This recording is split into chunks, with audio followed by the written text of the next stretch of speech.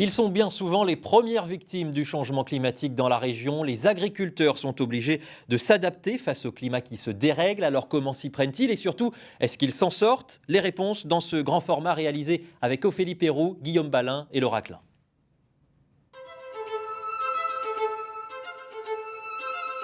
Ils nous nourrissent. Ils nourrissent les animaux qui nous nourrissent. Ils sont agriculteurs, éleveurs, maraîchers. Des métiers ancestraux dont les techniques sont maîtrisées, ont évolué, se sont perfectionnés, le tout en composant avec la météo. Tous les ans, c'est le même balai. L'hiver, les cultures dorment, au printemps, on les sème et l'été, on les récolte. Mais depuis quelques années, une ombre s'étend sur l'agriculture, le climat se dérègle. Les agriculteurs n'ont qu'une solution, s'adapter ou subir.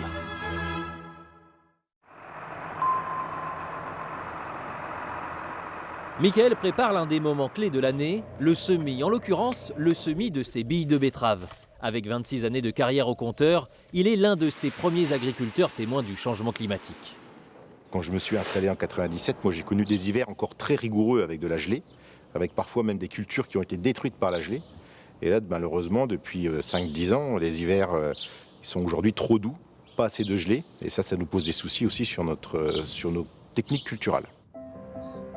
Pour constater les effets du changement climatique, il suffit d'aller au bout de son exploitation. Dans son champ de colza tout juste fleuri, une menace plus intense qu'auparavant plane sur sa culture. C'est à l'intérieur de ces siliques qui aura les graines. Il y a des insectes qui peuvent venir pondre. Et donc, dès qu'il y a une ponte d'un insecte derrière, c'est une silique où il n'y aura pas de graines en fait.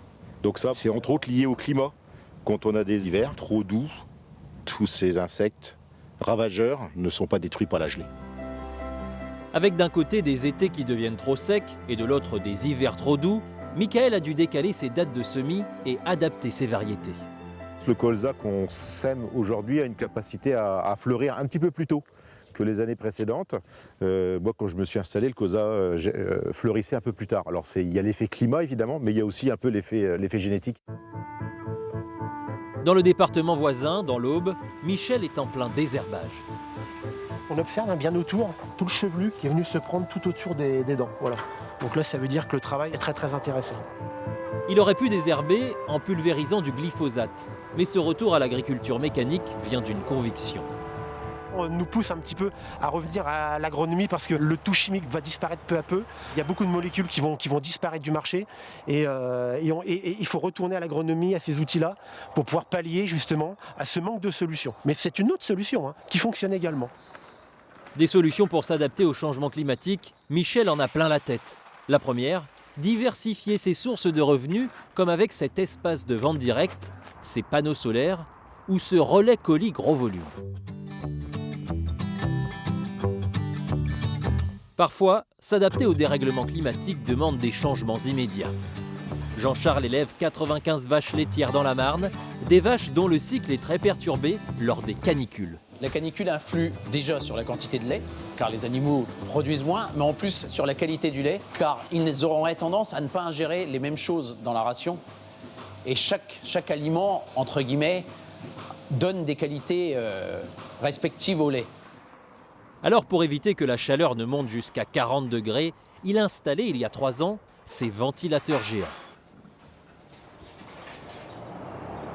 Ce qui a provoqué l'installation des ventilateurs, ça a été qu'en plein après-midi, l'air était trop statique et les animaux restaient debout à chercher des zones de confort. On a mis le premier ventilateur, on se trouvait avoir l'après-midi même où on l'a posé, 25 animaux qui étaient confortablement installés dans leur paille, en train de ruminer, se reposer. Alors que certains doivent ajouter des équipements pour s'adapter au changement climatique, pour d'autres, c'est tout l'inverse. Depuis 5 ans, ce maraîcher a arrêté de chauffer ses serres pour une question économique et écologique. Chauffer des volumes très importants comme ça avec des chauffages au fioul, ça paraît un petit peu insensé. Donc du coup, on change un petit peu d'optique et on voit différentes techniques, différentes solutions qui s'ouvrent à nous. Ne plus chauffer ses serres, ça veut dire devoir suivre le cycle de la nature et être en proie au gel qui dure de plus en plus tard dans l'année. On ne maîtrise pas spécialement la nature et donc du coup, des fois on accepte un petit peu de perdre de plants de concombres ou de tomates au bénéfice de ne pas chauffer, quoi. S'adapter au climat qui change, ça réserve parfois quelques surprises. Nous sommes ici dans les Ardennes et désormais des vignes y poussent grâce à l'augmentation des températures et grâce au travail de ces bénévoles évidemment. L'avantage qu'on a, c'est qu'on n'a pas d'événements climatiques exceptionnels. Pas de grandes tempêtes, pas de gros orages, pas de grosses grêles. On est dans une région assez protégée au niveau climatique. Après quelques expérimentations, des succès, des échecs, le précieux liquide doré ou rosé coule désormais dans 2000 bouteilles par an. Il y a des terroirs magnifiques dans les Ardennes et le vin, la viticulture, ça peut être un des avenirs des Ardennes, oui. Ce défi du changement climatique ne fait que commencer. Les sécheresses, canicules, pluies torrentielles, le déclin de la biodiversité, l'invasion de nuisibles et la baisse des rendements vont se multiplier. Alors oui, ça fait beaucoup de mauvaises nouvelles. Mais rien n'est inévitable tant qu'il nous reste encore notre capacité de résilience.